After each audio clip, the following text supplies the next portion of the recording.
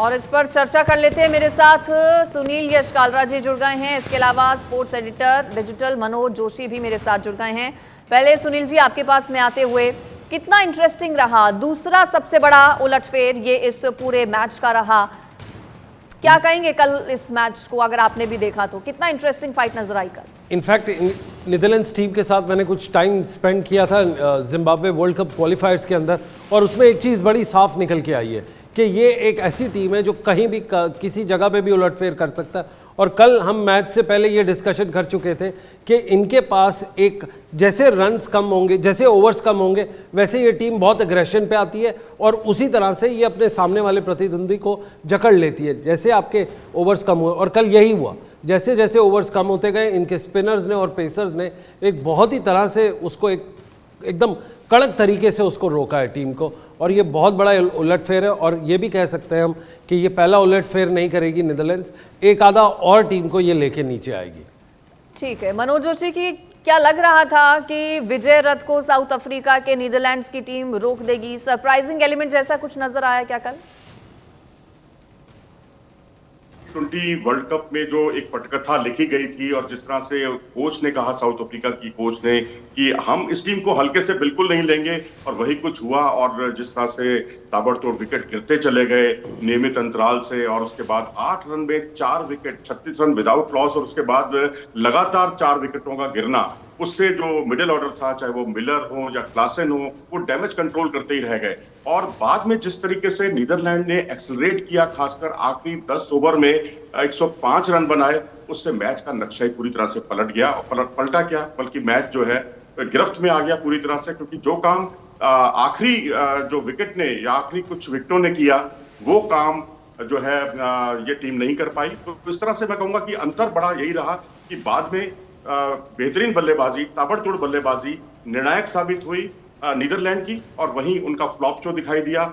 वहां अकेले केशव महाराज बचे थे, उनके पास कोई और बल्लेबाज बचा नहीं था, तो ये एक बड़ा कारण साबित हुआ। जी ठीक है सुनील यश कालरा जी, कई टीम्स के लिए कहा जाता है कि बहुत अनप्रिडिक्टेबल होती हैं, उनको लेकर कुछ नहीं आप कह सकते, मैदान में जाकर अलग ही रूप ले लेती हैं। क्या ऐसा भी नीदरलैंड और साउथ अफ्रीका के कल मैच में कुछ नजर आया? जी बिल्कुल नहीं, अनप्रेडिक्टेबल बिल्कुल नहीं थी। अगर आपने वर्ल्ड कप क्वालिफायर्स देखे होंगे, इन्होंने वेस्टइंडीज जैसी टीम को 50 ओवर के मैच में सुपर ओवर में हराया। इसका मतलब है इनकी गेम स्ट्रैटेजी प्लानिंग बहुत ठीक है।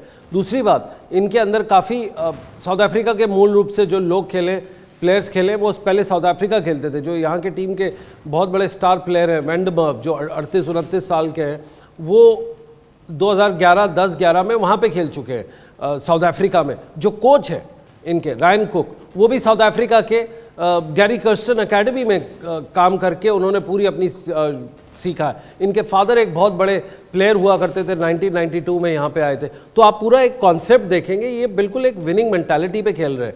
और दूसरी बात इसमें इंपॉर्टेंट ये है कि जो ये इनके 8 प्लेयर्स हैं वो बाहर के मूल के हैं, और नीदरलैंड्स में बॉर्न हुए वाले जो कल मैच खेले सिर्फ 3 है। तो इन्होंने बेस्ट ऑफ द वर्ल्ड लेके अपने साथ इन्होंने खिला के एक बहुत बढ़िया टीम तैयार की है।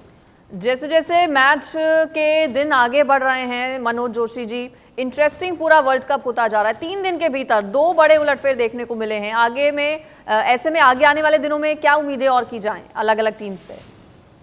देखिए, मजा तो तभी आएगा जब अफगानिस्तान की टीम अपने इस उलटफेर को और आगे दोहराएगी, यानी और उलटफेर करेगी, और वही काम नीदरलैंड करेगी, ये अपेक्षित है इन दोनों टीमों से। क्योंकि यहाँ अगर एक आध उलटफेर तक ही आप सीमित रह जाते हैं तो आप बहुत आगे नहीं बढ़ सकते। आप केनिया का उदाहरण देखिए, 2003 के वर्ल्ड कप में ये टीम सेमीफाइनल तक पहुंची थी, तब इसने अच्छी अच्छी टीमों को पराजित किया था। जिम्बाब्वे की टीम 1999 में कई उलटफेर उसने किए, भारत तक को हराया, साउथ अफ्रीका को हराया। तो ये टीम भी काफी आगे तक पहुंची थी सुपर 6 में, लेकिन सुपर 6 में उनका जादू नहीं चला। तो मैं तो यही कहूंगा कि कुल मिलाकर अफगानिस्तान जो अपनी गेंदबाजी के लिए जानी जाती है, और खासकर ये टीम जो नीदरलैंड है, ये भी अपनी गेंदबाजी के लिए जानी जाती है, लेकिन दोनों ही मैचों में, चाहे वो पूर्व चैंपियन इंग्लैंड के खिलाफ जो है अफगानिस्तान ने बहुत आला दर्जे की बल्लेबाजी की, और यहाँ जो ताबड़तोड़ आखिरी ओवरों की जो बल्लेबाजी थी, तमाम तरह की परेशानियों को उसने दूर कर दिया। तो मेरे ख्याल से ये 2 बड़े कारण रहे जिससे ये टीमें उलटफेर करने में कामयाब रही। अब क्या इन दोनों टीमों की आगे आने वाले मैचों में बल्लेबाजी क्या इस तरह से दुरुस्त रहेगी? क्या ये उनके लिए भी लर्निंग एक्सपीरियंस है कि टॉप जो शीर्ष क्रम के बल्लेबाजों के विकेट ना खोना, क्योंकि इन्होंने शीर्ष क्रम के बल्लेबाजों के विकेट खोए, बाद में डैमेज कंट्रोल किया और फिर एक्सेलरेट किया, ये तीनों चीजें उनके पक्ष में रही। तो अब देखना यही है कि ये उलटफेर ना रहे, ये टीमें वाकई अपने आप को साबित करके दिखाएं, मजा तब आए। ठीक है, सुनील यशकालरा जी, साउथ अफ्रीका की टीम का प्रदर्शन आपको कल कहाँ कम लगा? क्या कमी रह गई कि हार का मुंह देखना पड़ा? सबसे पहली बात, अगर आप टॉस जीतते हैं और रेन कर्टेल मैच में आपकी स्ट्रेंथ क्या? आपकी स्ट्रेंथ है बैटिंग। एक मैच में तो आप 400 रन खेल लेते हो, दूसरे में आप आके एक छोटा सा स्कोर डालने के लिए वो करते। इनको दरअसल अगर बैटिंग करनी चाहिए थी तब इनकी वो बढ़ती। दूसरी बात है, जहाँ पे हर कोई स्पिनर्स लेके खेलता है वहाँ पे इन्होंने अपना एक स्पिनर बैठा के खेला। तीसरा, इनकी अगर आप बैटिंग देखें, स्किपर देखें, उन्होंने पहले 30 ऑड डॉट बॉल्स खेली हैं। अगर अपने उसके अंदर देखें 30 गेंदों में काफ़ी मेजॉरिटी ऑफ डॉट बॉल्स रही हैं। चौथा, ये पिच की उसको पढ़ नहीं पाए कि किस तरह से वो होनी चाहिए। पांचवा जो बड़ा इंपॉर्टेंट पॉइंट है कि अगर आपकी 7 विकेट डाउन है सामने वाला, तो आप you should go for a kill. आप उसके अंदर ये नहीं वेट कर सकते, उसके अंदर आप ये नहीं वेट कर सकते कि आप दूसरी टीम को आउट होने दें। आपको उसी जगह पे जाके मैच खत्म करना है। आप एग्जांपल देखिए, इनके लास्ट के जो पार्टनरशिप रही है वो ओवर 100 रन रही है। इससे फ़ायदा क्या होता है कि टीम एक कमबैक मारती है। इससे बड़ा कमबैक इस टूर्नामेंट में पिछले 15 दिन के अंदर हमने कोई नहीं देखा, जो इतना बड़ा, इतना प्रोफेशनल वे में, एक प्लान्ड वे में जो इनका वो रहा है। और स्ट्रैटेजी में कहीं ना कहीं कमी रही, डिसीजन मेकिंग में टॉस के टाइम पर कमी रही। आपको भी ऐसा ही लगता है क्या मनोज जोशी जी?